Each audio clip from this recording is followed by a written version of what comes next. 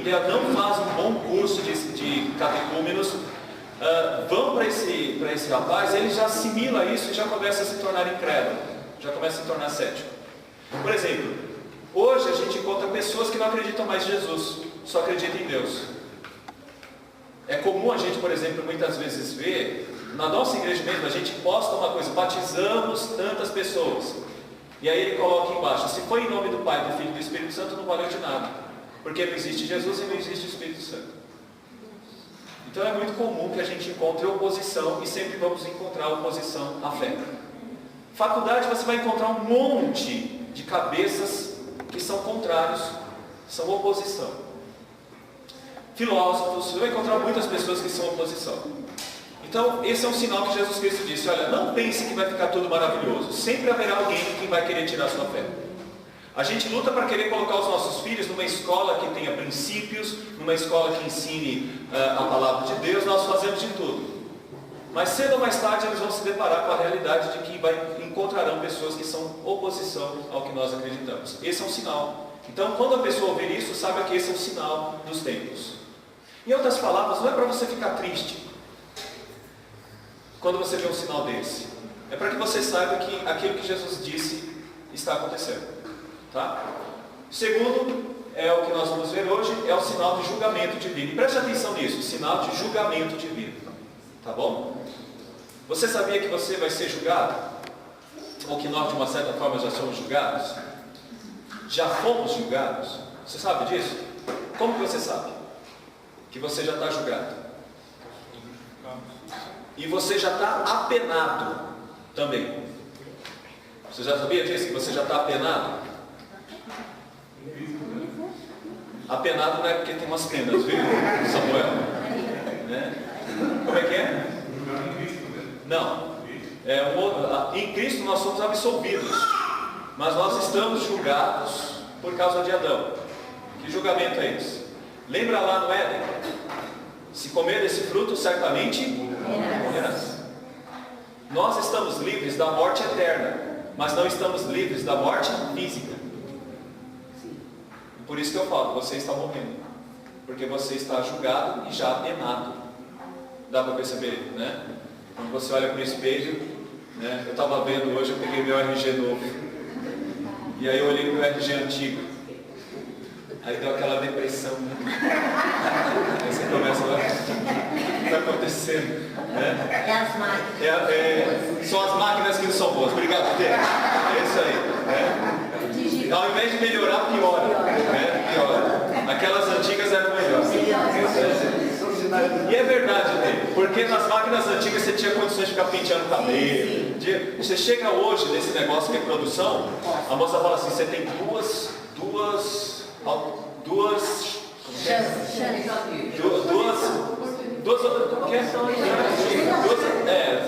vezes. Aí você tira uma e fala: puxa, não ficou bom, não ficou bom. Aí você fala: agora vamos ver até a segunda, né? Piorou. Mas vamos lá. Quando a gente olha para esses sinais de julgamento, que são guerras, terremotos e fomes, são coisas que automaticamente acontecem rotineiramente na vida da humanidade. Então, funciona assim. Por exemplo, uma guerra pode matar milhares ou talvez milhões de pessoas. Fome pode matar milhares de pessoas. Quando nós falamos assim de, como a gente está falando assim, de terremotos ou catástrofes, são milhares de pessoas, como a tsunami fez, né? Vou dizer uma coisa: vai crentes e não crentes. Para nós, foi o nosso julgamento que se concretizou. A pena de morte chegou e aí nós estamos mortos. Só que nós, absolvidos por Cristo, vamos para os céus. Quem não está absolvido por Cristo, o lugar é como no rico, né, que vai para o lago de fogo. Tá? Deu para entender essa parte? Quem entendeu? Quem não entendeu quer... Tá? Eu tenho uma dúvida. Sim. Quando a pessoa morre, um crente acredita em Cristo e vai para o céu. Sim. Depois, no fim dos tempos, você falou que vai ter uma nova terra, mas não vai ser o céu. Sim, não será o céu. Então aquelas pessoas que estão no céu continuam no céu e não vai. Não, elas virão com Cristo. E aqueles que estiverem vivos aqui serão transformados e estarão com Cristo. Aí é o arrebatamento. E aí seria O encontro dos crentes vivos aqui com os crentes ressuscitados que vêm do céu. Era isso, tá bom? Nós falamos isso, tem um estudo que está correndo aí na internet sobre estado intermediário. Aí você procura lá, a gente já falou sobre isso. Estado intermediário funciona da seguinte maneira: crentes já estão nos céus com Cristo, mas lá não é o novo céus e a nova terra. É um estado de espera até chegar novos céus e nova terra. E os incrédulos estão no lugar de sofrimento. Você vai ver isso no estudo que é Sheol, Gena e Hades. E aí você vai ter essas informações. Tá bom? Olha lá. Estava perguntando já, esses 3 aí, a guerra já ouvi muito. Terremotos já ouvi muito. Terremotos já ouvi muito. E fome na África, Sim. muçulmanos, Sim. um mundo de gente. Você olha para esse pessoal que está em processo de fuga, que esse pessoal passa de fome, é brincadeira. Pessoal, eu já vi de relatos de pessoas comerem realmente o couro, comer couro assim, sabe? Esse couro que a gente usa para cinto, de tentar cozinhar, para você poder comer o couro. A gente não tem a noção do que é isso, mas quando você está com fome, não é isso. Quando a gente está com fome, você come aquelas coxinhas que estão no lugar dos mais inóspitos possíveis, né? A coxinha pode ter até umas moscas voando por cima, você bate com as mãos, briga com elas e come a coxinha. Porque você está com fome. E você mais vai dizer o seguinte: que coxinha maravilhosa. Porque a fome faz tudo ficar gostoso, né? Então quais são os sinais? Guerras, né? Isso aqui é um bombardeio, né, que aconteceu recentemente. E esse bem mais recente, olha aí, ó, o terremoto que teve no México agora há pouco, né? E só não foi pior porque ele não foi no centro, ele foi mais na costa. Porque se fosse no centro, muito mais pessoas teriam morrido, porque realmente a escala Richter foi terrível, né? Grandiosa, né? Bem grande, né? E fomes, né? Fome. Hoje a Amanda, a Dona Esther, o Jefferson e a Juliana visitaram a casa de pessoas. Quem viu lá no grupo de missões, viu lá? Visitou uma casa de uma família que estava passando fome, né? Fome. Num lugar lindo, maravilhoso, que você olha, tem gado, tem plantação, tem tudo de coisa, mas tem gente lá passando fome. Então é uma realidade, né? É uma realidade. Agora, para a gente isso é um sinal de que haverá novos céus e nova terra. Então, guerras e terremotos, a gente vê isso no texto de Mateus que a gente leu. Certamente ouvireis falar de guerras, de rumores de guerras. Vede, não vos assusteis, porque é necessário assim acontecer, mas ainda não é o fim. É necessário acontecer. Por que é necessário acontecer? Porque cada um de nós tem a escatologia individual. Você lembra que a gente falou isso?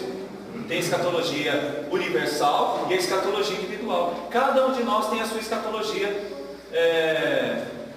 uma escatologia individual. Por exemplo, aquelas pessoas lá em Portugal que morreram queimadas pelo incêndio de uma floresta, tiveram ali um momento da escatologia individual deles. E é assim que acontece, pode acontecer com qualquer um de nós. Você já viu uma coisa assim do tipo, isso não acontece com crente? Acontece. Não é isso? Crente bate carro. E crente pode passar por problemas sérios de saúde. Ninguém disse na Bíblia que nós vamos receber uma carta dizendo assim: você não pode passar por isso. Eu determino que você não pode passar por isso. Está determinado. Eu aqui estou determinando. Não existe isso. Porque esses pregadores que funcionam isso, eles não jogam o óculos dele fora. E diz assim: está determinado que eu não sou mais míope. Está determinado que eu não sou mais estigmático. Não sei se é, não sei se é.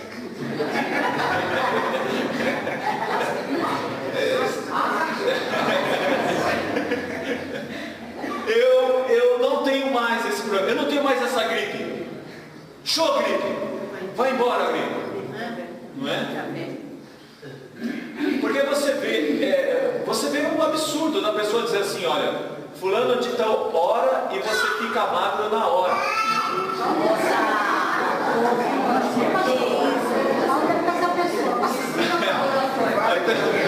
Quem é o pastor? Você no final? O pastor já foi lá, pastor. Alguém vai dizer, eu tenho frequentado muito essa igreja. Estou imaginando o pastor orando e a pessoa segurando as calças já. Mas não é isso. Guerras, terremotos e fomes, né? É necessário. Porquanto se levantarão nação contra nação, reino contra reino, haverá fomes e terremotos em vários lugares. Porém, tudo isso é o princípio dos sofrimentos. Olha só, isso é o princípio dos sofrimentos. Não é, de fato, é um sinal de constância. Então, o que os sinais representam? Vamos terminando aqui. Os sinais representam o desassossego desse mundo. Esse mundo é desassossegado. Não tem tranquilidade nesse mundo. Quando você liga a TV, aconteceu alguma coisa. Não é isso? Hã? Você liga lá, isso. Liga outro. Liga mais outro. E tem algumas pessoas que gostam daqueles programas da tarde, que eles se concentram nisso, e a pessoa fica lá, a TV parece que vai pingar sangue, né? Então, esse mundo é um desassossego só. O que nós temos aqui, meus irmãos, essa foto eu acho emblemática, assim, né? O pai e o filho olhando a destruição. Isso é para mostrar que esse mundo não tem sossego, né? O que nós estamos vendo aqui é o seguinte: foi sempre assim desde que o homem pecou. Sempre assim desde que o homem pecou, não é de agora. Foi sempre assim desde que o homem pecou. Abraão sai com Ló, e depois o Ló se mete numa confusão. E aí você tem que ver Abraão correndo para resolver o problema de Ló e se metem numa guerra. Então, sempre aconteceu. Nunca foi diferente. Isso é sinal de que um mundo está para chegar, um outro mundo está para chegar. Nas palavras ali de Isaías 19:2 e 2 Crônicas 15:6, sempre haverá guerras. Sempre haverá guerras, né? Depois vocês leem o texto, fica mais fácil para a gente aqui. Terremotos mencionados frequentemente em passagens do Antigo Testamento descrevendo a intervenção de Deus na história. Juízes 5, verso 4 e 5, Salmo 18, verso 7 e 68, verso 8, Isaías 24, 19, Isaías 29, 6, Isaías 64, 1. Todos esses textos falam dos terremotos também, de vários terremotos. Profecias acerca de fome são encontradas em Jeremias 15:2, em Ezequiel 5:15, 17, 14 e 13. Meus irmãos, há tanta fome no Antigo Testamento que você vai ver lá mulheres que têm a tendência de comer os seus filhos por causa da fome. Negócio feio. Da pessoa vender uma cabeça de jumento pelo que seria uma propriedade, por exemplo. Né? Não só isso, as pessoas comprarem cocô de pombo para se alimentar. Então sempre aconteceu. Não é uma coisa do futuro, é uma coisa do passado, do presente e do futuro. São sinais dos tempos, tá bom? Está julgando de Deus, então, pastor? É o juízo de Deus? Sim, por isso que é julgamento. Essa terceira classe de sinais é julgamento de Deus. Isso é um sinal de que esse mundo está apenado.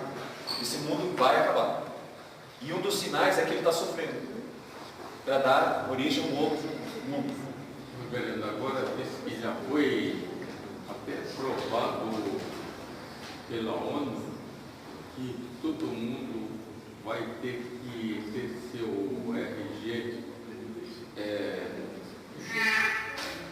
um chip colado na mão, sabe? Já foi aprovado isso aí. Bom, nós vamos ver mais adiante que a gente não tem medo dessas tecnologias, tá bom? Não há problemas nenhuma delas. Se elas não trouxerem dificuldades, não há problemas nenhum. Há muita cisma por uma época que no início da década de 90 foi forte no Brasil, principalmente, chamada Nova Era. E nessa questão muitas pessoas ficavam com medo. As pessoas olhavam, olha essa roupa aí é Nova Era, esse cabelo aí é Nova Era. Eu lembro que eu nunca usei corrente corrente na minha vida, nunca usei. Aí eu ganhei uma corrente. Rapaz, eu tive que esconder a corrente, porque todo mundo chega e isso aí é nova era. Falei, eu nunca vou usar a corrente mesmo. Né? Isso aí é nova era. Nova era. Tudo era nova era. Se eu olhava para a roupa, era nova era. Código de barra, nova era. Então a gente só tem que tomar cuidado. Deixa eu dizer o que é a marca da besta rapidamente para a gente, não é código de barra. A marca da besta que vem na testa e na mão, não é porque a testa vai ser marcada e a mão vai ser marcada. Não, é porque aqui representa a nossa mente. A nossa mente, o que nós pensamos. E a mão representa as nossas ações. A marca da besta é aquela que na nossa mente, nas nossas ações, agrada a Satanás e desagrada a Deus. Isso é a marca da besta. Coisa mais simples para se entender. O senhor falou da nova era. A Xuxa mesmo trabalhou muito na nova era. O baixinho. Aí, Felipe, emenda alguma coisa aí, Felipe. Emenda alguma coisa aí, Felipe. Veja bem, representam o juízo de Deus sobre o pecador. É isso que os sinais representam. Os sinais de guerra, guerras, fome e catástrofes representam o juízo de Deus sobre o pecador. Lucas 13, 4 diz assim: e cuidais que aqueles 18 sobre os quais desabou a torre de Siloé e os matou, eram mais culpados do que todos os outros habitantes de Jerusalém. Jesus está usando um fato que aconteceu. Uma torre que ficava perto da fonte de Siloé. Essa torre desabou provavelmente no momento da construção e matou então 18 pessoas. Aí Jesus disse: isso aconteceu porque é sinal do tempo. E eles não são melhores do que vocês. E nem são piores do que vocês. Isso acontece com qualquer um. Porque todos nós somos pecadores. E a realidade de que nós estamos apenados é que nós morremos. E como que a gente morre? A gente morre de morte matada. Ou de morte morrida. Né? A gente morre de morte. Né? Por que você morreu? Morreu porque morria. Morri de morte. Você morreu porque você tinha que morrer. Esquece de acordar. Você morreu, esqueceu de acordar. É morrer. Todos nós morremos. Né? Então não tem isso. E aí você pega, por exemplo, isso daqui, ó. Esse é o furacão Irma. Olha só. Olha o tamanho disso. Se você depois pega o slide e você vai perceber, ó. Aqui ele fez uma espécie de desenho, né? Você tem o desenho de onde ele está passando. Olha o tamanho dele. Ele pega o Haiti e está chegando em Miami. Olha o tamanho disso. Isso é gigantesco, gente. Quantas pessoas não morreram? Quantas pessoas não perderam casa, não perderam família, filhos? Quantas pessoas não perderam tudo isso? Agora, o que essas pessoas estão pensando? Quem está lá nesse momento está pensando? Né? Por certo estão pensando, cadê Deus? Onde está Deus? Por que essas coisas aconteceram? Aí você tem que refletir sobre Deus. É uma obrigação. Os sinais representam formas de pensar sobre Deus, mesmo que seja para praguejar contra Deus. Mas é para que as pessoas pensem, nem tudo está tão estável assim. Porque algumas pessoas pensam que está tudo estável. É isso. Deixa eu dizer uma coisa, quem diz que a sua casa vai aguentar? Quem diz que o seu teto vai permanecer? Você está dizendo, o engenheiro está dizendo. Mas a última palavra, quem dá, é aquele que controla os sinais dos tempos. E é Deus. E quando Ele quer chamar os seus para o seu reino eterno, Ele faz por meio de catástrofes, Ele faz por meio de um ladrão. Ele chama os seus de todas essas formas. Todas essas formas. Então, para nós isso daqui é uma realidade que não nos amedronta. Porque não é para ter medo. O texto bíblico que nós lemos diz isso. Não é para você ficar com medo disso. Vai ter uma catástrofe. E aí, como é que vai ser? Gente, morrer é natural. Tá bom? Morrer é uma coisa muito natural. Esses estudos muitas vezes se tornam tão fortes e tão pesados que algumas pessoas nem gostam de frequentar, porque vai dizer, fala muito de morte, fala muito de inferno, fala muito de... Mas deixa eu dizer uma coisa para você, se você tirar morte e tirar inferno, você tirou a Bíblia. Então não é melhor você ler a Bíblia, porque a Bíblia que fala dessas coisas, você tem que encarar a realidade. Nós não fugimos da realidade, nós devemos encarar a realidade. A realidade é para ser encarada. As pessoas não são eternas. Essa é a realidade. Ok? Então significa que esses sinais, né, demonstram um mundo amaldiçoado. Que mundo amaldiçoado é esse? É um mundo que jaz no maligno, é um mundo que pecou. Esse é o mundo que nós estamos vivendo e deparando com ele constantemente. Esse é o mundo que quando Adão e Eva caiu, causou isso para eles, causou isso neles, causou isso no mundo.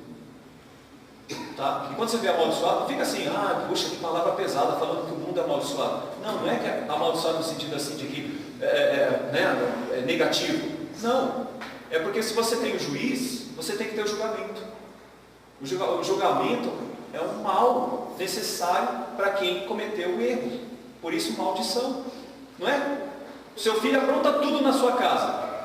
Aí você julga ele e faz o quê? Dá um presente para ele. Coisa boa.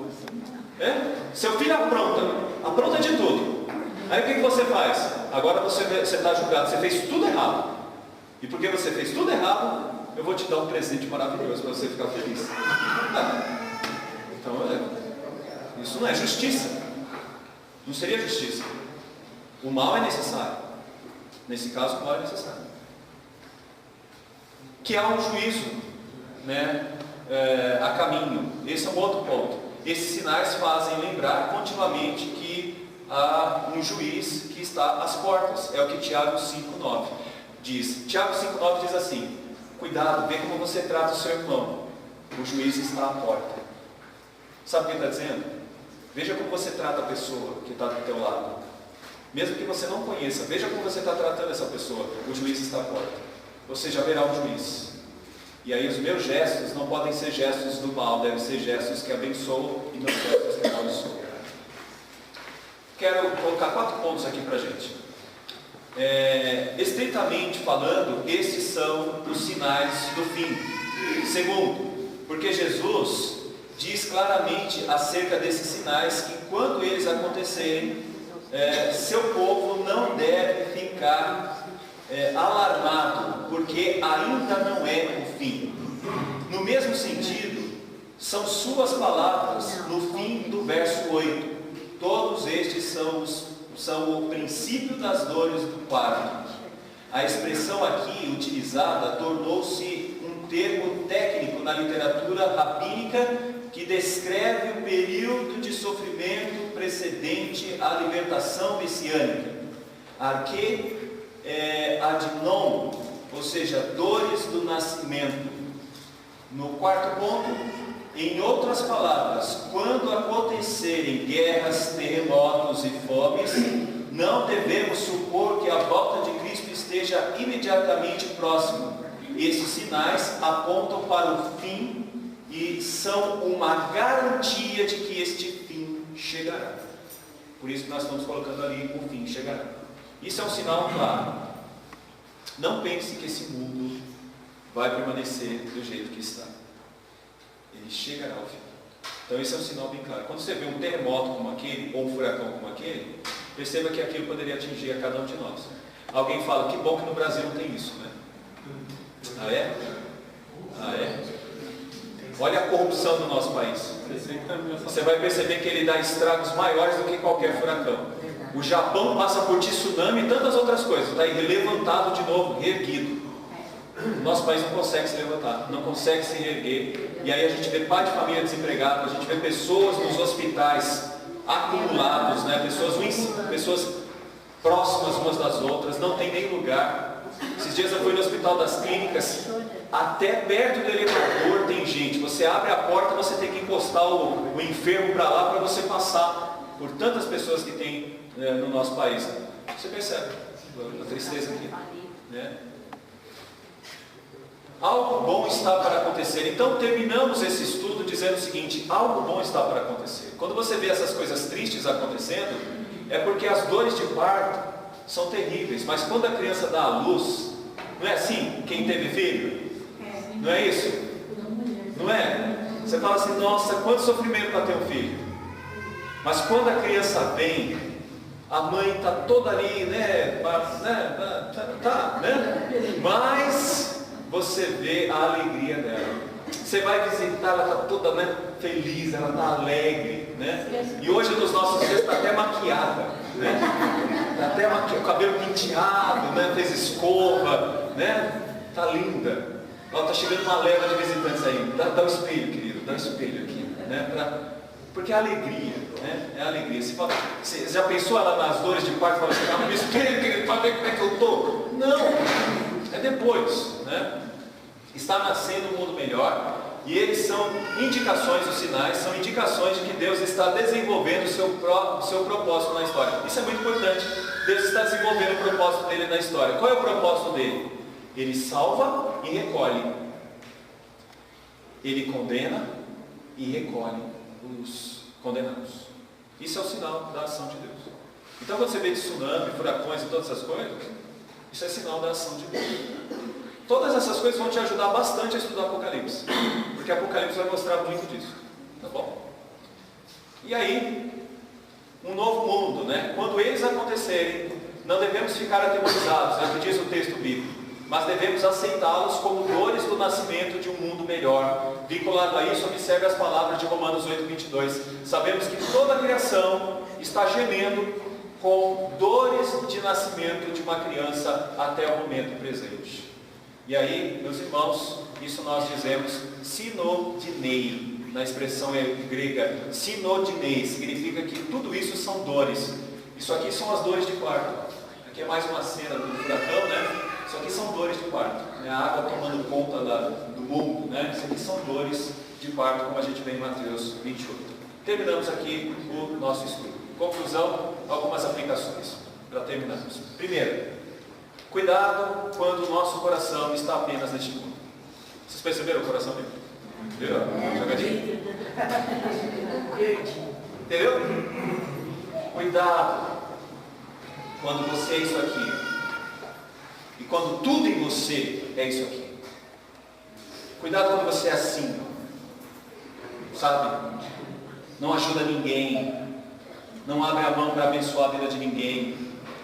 Cuidado quando nós começamos a desenvolver em nós o sentimento de avareza. Cuidado. Isso é sinal de que o nosso coração não consegue abençoar a vida de outras pessoas. Né?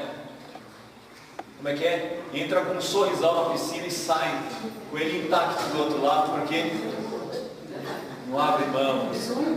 Né? Não? Você pega um sorrisal. Você pega o sorriso do vale, né? Então tome muito cuidado com isso, tá? Tome muito cuidado com isso. E é isso mesmo, né? É isso mesmo. Sabe quando algumas pessoas, eu não concordo plenamente com toda essa expressão, mas eu posso dizer que ela tem algum significado, quando você vê assim, alguma pessoa dizendo assim, esse aí foi pela dor. Você lembra que quando alguém diz isso? Quando alguém diz isso, está dizendo o seguinte, olha, enquanto estava dando tudo certo, ele estava se afastando de Deus. Aí começou a dar errado, aí ele se aproxima de Deus. Olha, eu creio que tem sentido. Muitas vezes algumas pessoas só vão entender Deus quando passam por uma tragédia. Porque até então o coração dele está nisso aqui. E eu não estou falando meramente dinheiro, eu estou falando de tudo que implica esse mundo. Né? É aquilo que eu falei. Você está guardando um monte de coisas, não é? Aí o seu marido morre, né? Quer dizer, perdão, o seu marido não.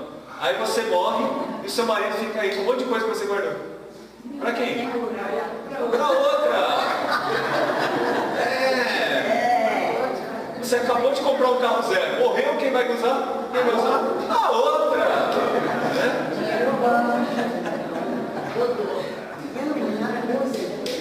Aí você vai dizer, mas reverendo, isso dá um sentimento ruim para a gente, né? Eu só quero dizer para você uma coisa. Esse é um outro problema. Eu vou morrer pensando no que ficou para o outro. O que ficou para o outro que fique. Que use. Eu estou nem aí. Eu já estou num outro lugar. Estou num outro lugar. Né? Mas me espanta hoje. Não vou continuar. Segunda coisa da nossa aplicação aqui, da nossa conclusão. Cuidado com o falso evangelho. Como vocês viram no texto, surgirão falsos profetas ou falsos cristos. E o que eles falarão? Né? Falarão coisas que não têm a ver com o evangelho. E geralmente nós podemos entender quem são essas pessoas. Eles falam não de lá, eles falam somente daqui. Aí eu gosto desse quadrinho. Já viu, Felipe? Esse aqui é bem... Esse divulga bastante. Ó. Jesus cura, tem bastante gente. Jesus prospera. Tem bastante gente. Jesus salva. Tem duas. É o pastor e mais um perdido que está lá. Ele falou, eu pensei que essa aqui era de que Jesus cura. Aqui temos duas igrejas, né? Aí geralmente algumas pessoas falam assim, nossa pastor, eu pensei que a sua igreja era estranha, né? Por quê? Ah, porque é diferente, né? Eu falei, porque dizem que é uma igreja tradicional, eu fui ali, era uma igreja pentecostal. Não, mas porque tem duas portas aqui, né? Você tem uma aqui desse lado e outra desse lado, né? Então, tem diferenças, né? Tem diferenças. Não estou dizendo nada a respeito da outra, só estou dizendo que há diferenças. Agora, o que faz com que a gente entenda as diferenças? O que está sendo realmente pregado? É Cristo? E a salvação? Mas eu acho muito interessante porque todos os testemunhos que eu tenho ouvido hoje são testemunhos que falam que aumentou isso, aumentou aquilo outro, aumentou aquilo outro, aumentou isso, aumentou aquilo outro, mas eu não vejo ninguém falando, aumentou a santidade, aumentou o desejo de evangelizar, aumentou o desejo de fazer missões, aumentou o desejo de estudar mais a Bíblia. O que aumentou são os cômodos da casa. O que aumentou foi a quantidade de automóveis. O que aumenta é a quantidade de viagens. Aí, meus irmãos, eu creio que esse é um sinal dos princípios, um dos sinais do princípio do fim. Que a gente não vê Cristo sendo pregado, a gente vê grandes prosperidade sendo pregada. Mais uma aplicação, aqui tem a ver com o que já foi falado agora pela nossa irmã Tânia. E um outro problema é o de descansar porque virá o fim. O motivo do descanso é virá o fim. Esse é o motivo. Virá o fim. Então, o que eu quero? Sombra e água fresca. Por que eu vou me esforçar? Afinal de contas, tudo vai acabar mesmo. Por que eu vou me esforçar? Então, deixa o meu corpo ficar deteriorado. Aí eu falo, se você toma muito refrigerante, então tome cuidado, porque você está sendo favorável à deterioração do seu corpo. Se você come muita gordura, você está deteriorando o seu corpo, então você está dizendo basicamente o seguinte, vai morrer mesmo. Não é isso que as pessoas falam? Eu vou morrer. Então deixa eu morrer feliz. Né? Aí se torna diabético, vem com todos os outros. Eu não quero dizer que todo diabético é irresponsabilidade, não estou falando isso, eu só estou dizendo que muitas vezes nós estamos com esse sentimento aqui, tudo vai acabar. E tudo vai acabar, por que eu vou me importar? Alguém poderia até dizer assim, eu nem vou querer casar mais, porque casar é temporário, vai acabar? Não, você deve querer casar, se você tem dom para isso, você deve querer trabalhar, você deve querer estudar, você deve querer fazer o máximo para a glória de Deus. O máximo para a glória de Deus. Porque esse mundo é de Deus. Ele está afetado pelo julgamento do próprio Deus, mas não significa com isso que eu não devo amá-lo e cuidar dele, porque essa é a minha responsabilidade desde o início, cultivar e cuidar do jardim. Então essa é a minha responsabilidade, tá bom? Não é sombra e água fresca não que a gente está pregando aqui, tá? Outra coisa, o nosso principal trabalho como crentes, é nossa santificação. Esse é o principal trabalho de cada um de nós. Devemos nos esforçar por ser cada vez mais santos, devemos ser melhores do que fomos e devemos crescer na graça, no conhecimento e no desenvolvimento da nossa fé. Então esses sinais todos que a gente está vendo aí, é uma das formas da gente se preparar para o pior, porque pode ser que eles nos atinjam. E é uma das formas de nós nos prepararmos para estarmos sendo encontrados perfeitos, servo bom e fiel. Fosses fiel no pouco, sobre muito te colocarei. Se Deus te deu a sua família para você cuidar, cuide bem dela. Se Deus te deu uma empresa para você dirigir, cuide bem da sua empresa. Se Deus te deu uma escola para dirigir, cuide bem dela. Se Deus te deu um cômodo, cuide bem do cômodo. Mas se Deus te deu 4 cômodos, cuide bem disso. Faça isso para a glória de Deus, mas faça isso de uma maneira que Deus seja honrado, seja glorificado. E naquela casa o nome de Deus seja adorado, aquela profissão adore a Deus e que tudo isso glorifique o nome de Deus. Não é isso, meus irmãos? É isso, eu gostei de ver a coragem de vocês. É isso aí mesmo? Deus abençoe a cada um de vocês e semana que vem continuamos no nosso estudo sobre os cargos de